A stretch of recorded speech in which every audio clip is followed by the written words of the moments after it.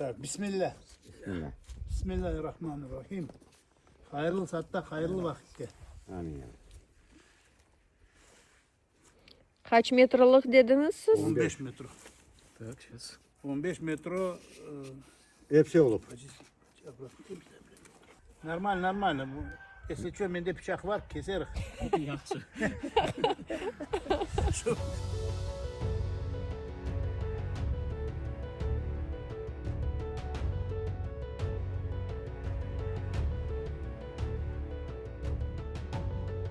Bizim bu camimiz 1765 senesi kurulgan deyip yazılgan arşivin spravka.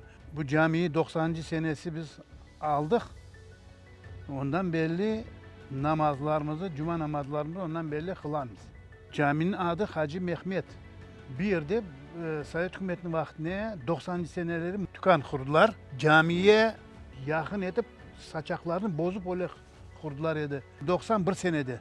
Ondan belli bizim baba dedelerimiz bu tükanı buradan alıp bir yerde bu minarenin durgan yerini açıp minare tiklemek gerek. Şimdi biz gele bu tükanı biz aldık. Otel başladık bunu bozmaya, bozduk. Bozan son şimdi geldi vakit minareyi tiklemeye. 2-3 gün evvelsi ekskavatörler çalışanda biz eskiden kalma huyu açıldı. tapıldı. Götürdü bu taşı, çapı gelsek huyu açıldı. Öyle bir acıplendik, sevindik. Baktık da gitmen kopaydı su alıp birer yudum su içtik daha. Bakmayıp onun nasıl olduğuna. Evet bu huyu kim bilir? Belki bir asır, 2 asır evvelden yapılan hatlarımız Allah rahmet eylesin. O taşları kim bilir hangi bir kayalardan tapıp getirip dizdiler de bu kuyu yaptılar. 3 metre suyu var. Hepsi 15 metre derinliği. Biz ona pek aceplendik. Bu nasıl da olup bunlar Aha. gömmediler. Taş doldurup gömmediler. Kırım'da nice böyle huyuları tapsak taş doldurup, çöplük doldurup öyle yok etken ediler.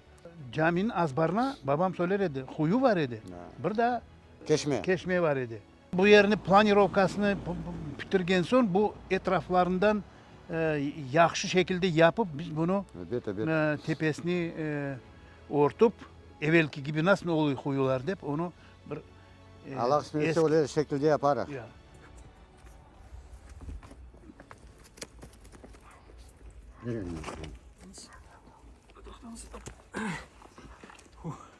Maşallah. Ay maşallah.